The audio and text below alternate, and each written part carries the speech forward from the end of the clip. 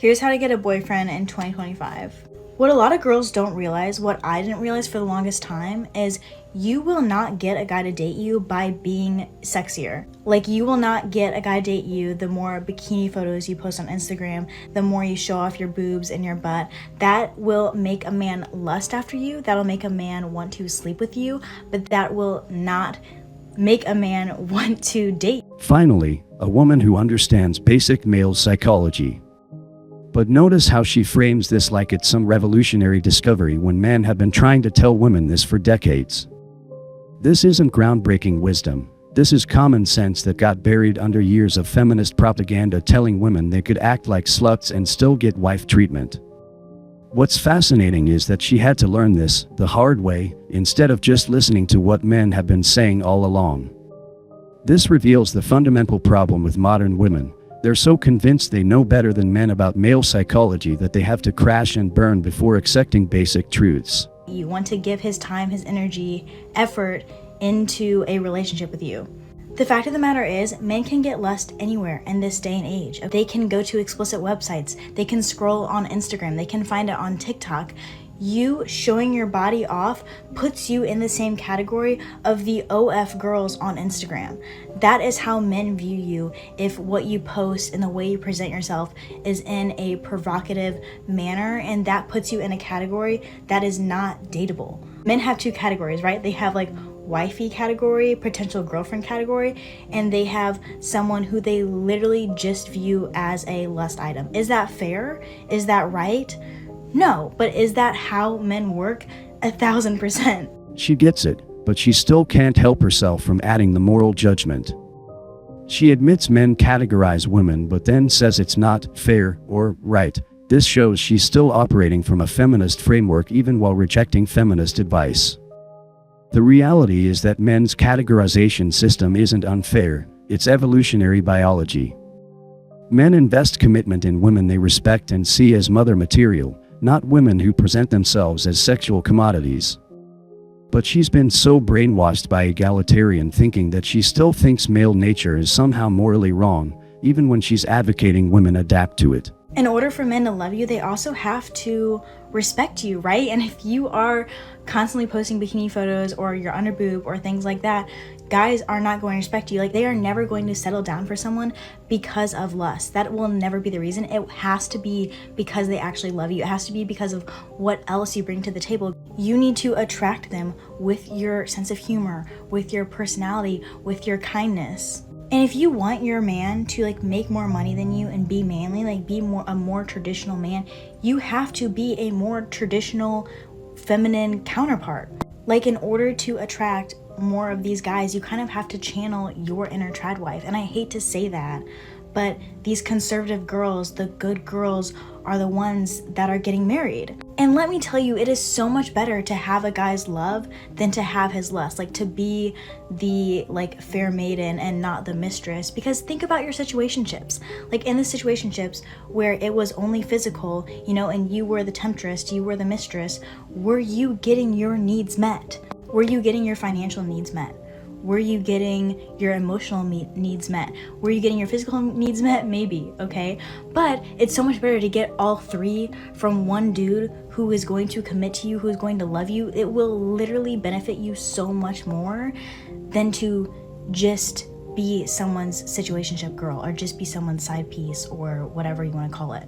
And I'm not saying to change your entire personality, but I feel like every woman, we have those two sides of us. We have a sensual part of ourselves, but we also have this nurturing part of ourselves that is innate to us, and you need to lean into that. You need to lean into like your, you know, the angel on your shoulder and not the devil if you want a boyfriend. And if you're like, well, I want to post it, I'm posting it for me, I'm doing it for me. No, you're not. Like, you are lying to yourself if you're like, I dress provocatively for me, or I post provocatively for me. Whether you admit it to yourself or not, either way, you're posting to attract something. So attract the right thing. This whole like pretty woman fantasy where you can act however you want and still get the good guy in the end is a lie. That does not exist in the real world. In the real world, the guys who have money, who have power, who are highly sought after, they want a nice, respectable wife. This is the moment of brutal awakening. She's finally admitting that Hollywood narratives about reformed bad girls getting the prince are complete fiction. High-value men don't want to wife up women with extensive sexual histories. They want women who've demonstrated self-control and good judgment. But notice how she discovered this through failure rather than wisdom. She had to exhaust all other options before accepting what traditional societies have known for thousands of years. This is the modern woman's journey, learning ancient wisdom through personal destruction instead of just listening to the people who tried to warn them. I'm not telling you this because I'm a prude or like I'm a super religious person. I'm telling you this because I had to learn it the hard way, okay? If this sounds like something you've heard before from your parents, listen to them, okay? They're the ones who've been through it, right? They're the ones who are married. What you're witnessing here is a woman experiencing what I call the commodification hangover, the moment when someone realizes they've been selling themselves in a market that doesn't value what they're offering. But here's what's really happening psychologically. This isn't genuine wisdom, it's strategic repositioning after market failure. She's not having a moral awakening about virtue and feminine dignity. She's having a tactical realization that her current marketing strategy isn't working to capture the demographic she wants. Notice how she frames everything in terms of getting a boyfriend and what men want, not about personal fulfillment or moral rightness. She's still operating from the same consumer mindset. She's just switching from the sexy commodity brand to the tradwife commodity brand because market research showed her the first one wasn't converting. The most telling part is when she admits she had to learn the hard way.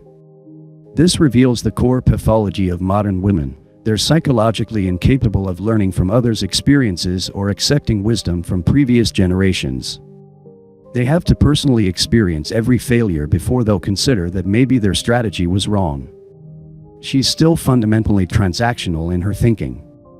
When she talks about traditional femininity, she's not talking about innate feminine nature or complementary relationships. She's talking about channeling your inner tradwife as a performance to attract a different type of consumer, traditional men instead of fuckboys.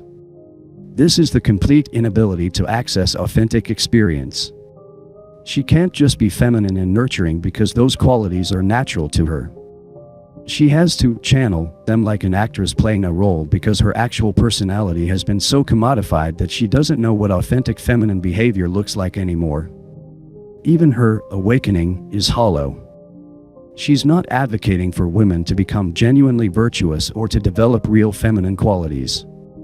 She's advocating for them to perform a different version of femininity that will be more successful in the marriage marketplace. It's still all about manipulation and strategy, just with a different costume. Men with functioning brains can sense this inauthenticity immediately. A woman who's channeling her inner tradwife for strategic reasons is just as repulsive to high-value men as a woman posting thirst traps for validation. Both are performances designed to manipulate male psychology rather than expressions of genuine feminine nature. This is why even the awakened modern women struggle to find lasting relationships. They're still operating from the same hollowed-out psychological framework. They've just switched from one manipulative strategy to another. They can't access genuine femininity because they don't have genuine selves to express. Everything is performance, everything is strategy, everything is commodified. The real truth here is that by the time most modern women have this realization, it's too late. The men they now want to attract have already found genuinely feminine women who didn't need to learn the hard way. The tradwife performance might work on some men, but high-value traditional men can spot the difference between authentic femininity and strategic femininity from a mile away.